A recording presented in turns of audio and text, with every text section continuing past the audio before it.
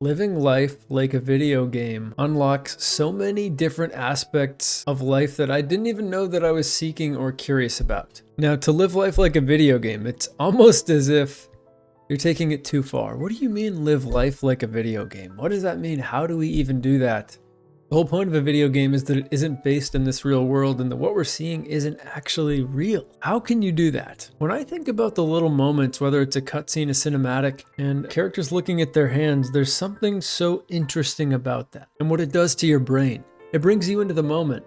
It really makes you feel like these are your hands. You're seeing things and you're experiencing those things. Maybe this is me. And kind of going through that thought pattern as you're watching that cinematic, as you're watching that cutscene, going through that with yourself and just kind of having that self-conversation and seeing your hands as it's just hands. You know, it's interesting.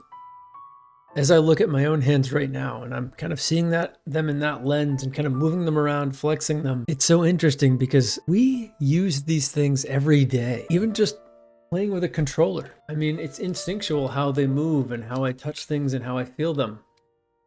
I don't even have to think about it when I'm playing a game. I've reached that point, and so many times you see someone else, like your partners, your friends, they pick up one of these and they have no idea what they're doing. They're like a 65-year-old trying to text. They're doing the one finger. When I'm doing this, even just holding this controller right now, it's almost as if I'm seeing my hands for the first time. I've never really looked at my hands in these lights and noticed the striations inside of them. It almost looks as if they're cut up in 1,000 different ways. And it's as if I'm seeing my hand for the first time right now, even though I've done this before. There's something very special. It brings you out of your head. When you're staring at your hands like that, it's impossible to think about all of your other scary responsibilities or your anxieties at all. This even goes beyond, though, if you're even an anxious person. So many of us, when we're having conversations with people, we're seeing them. Yes, we're looking right at them. We're processing what they're saying to a degree, but maybe halfway through what they're saying, we realize I actually stopped listening after I decided what I was going to say, and instead I'm so focused on what I'm going to say next instead of what they're saying. You know, same thing as when you're in a class or when you're in a group experience, a round table. It's almost impossible to focus on what the other people are saying because you're so focused on how you're going to say when you say what you're going to say, or how you're going to look when you say it. You'll find that you calm down when you truly do focus on them, and it feels extremely organic when it comes to you and you haven't just been focusing on what you're going to say. It's a self-fulfilling prophecy. You have these anxieties and have these nerves and you bring them to light. But if you're sitting there as if it's some kind of cinematic and you are in your chair observing these NPCs, which is crazy to call these people, conversing, that really does go away if you truly buy into the experience and you're truly seeing it from a view that's back here behind your head. I just find this so interesting, and games offer that really special perspective. When you walk outside, for instance, I did that just today at work. I walked outside for my little outdoor experience. Even though it's freezing cold, I still love to get that sunlight and get outside. When I went outside, I heard the birds chirping and I immediately felt as if I was in a Breath of the Wild scene. And I was like, that is the exact same sound that I hear there that immerses me so much into that world. Why can't I do that here? Is it because of those anxieties? Is it because of those responsibilities? Is it because of the sense of time that just dissipates when I play Breath of the Wild? Probably. You can't underrate that. I mean, there is something about the real world that makes it almost impossible to be immersed because there are real stakes. Is it possible to be immersed in something when you know that there are real responsibilities that are coming at you? It is.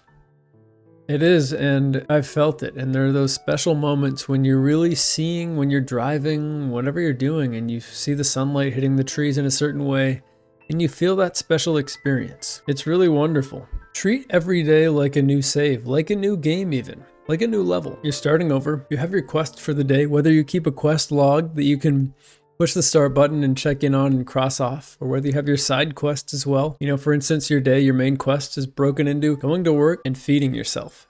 The side quests, optional, but they're better if you do it. You get more experience, is maybe hanging out with someone, is reaching out to a friend or family member that you haven't talked to in a while. Maybe it's finally doing that house project or starting taxes, whatever scary thing it might be. We should really always try to hack our brains. It's something that I really try to do all the time. I'm playing with my reward systems all the time. I don't know, I'm not an expert in all of this, but I know what works for me. And it's all about, I feel like that's what life is all about. It's all about sort of like Dark Souls, which is one of my favorite games in terms of the human connection.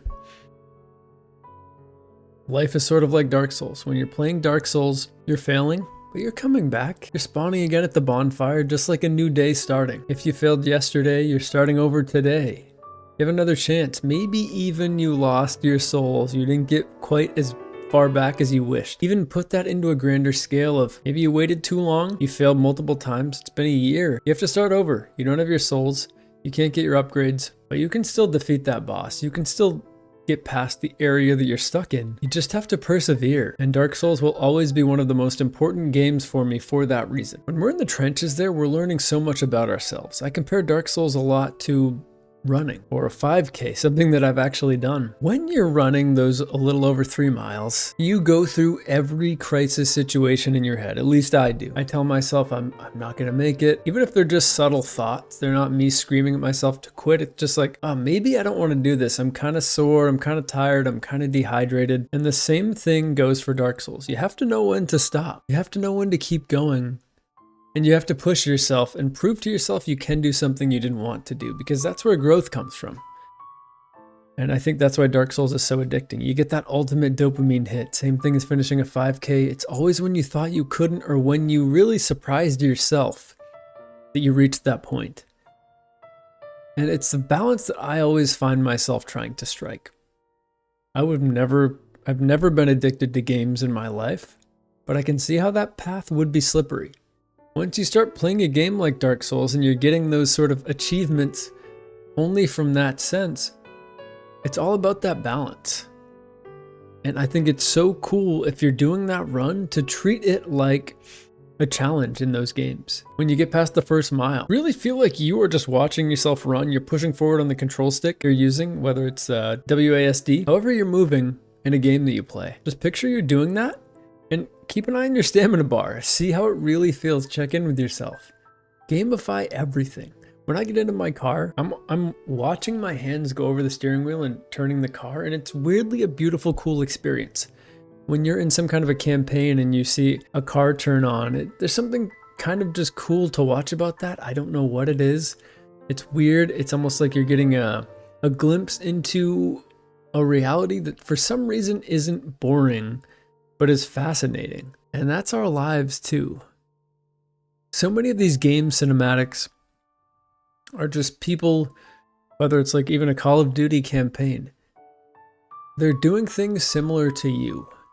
They're doing things that you can do, but they look cool for some reason. Just try living life like a video game for a little bit and see how it feels. I think it'll give you a deeper appreciation of games too, because it has for me. Thanks for watching, guys. See you next time.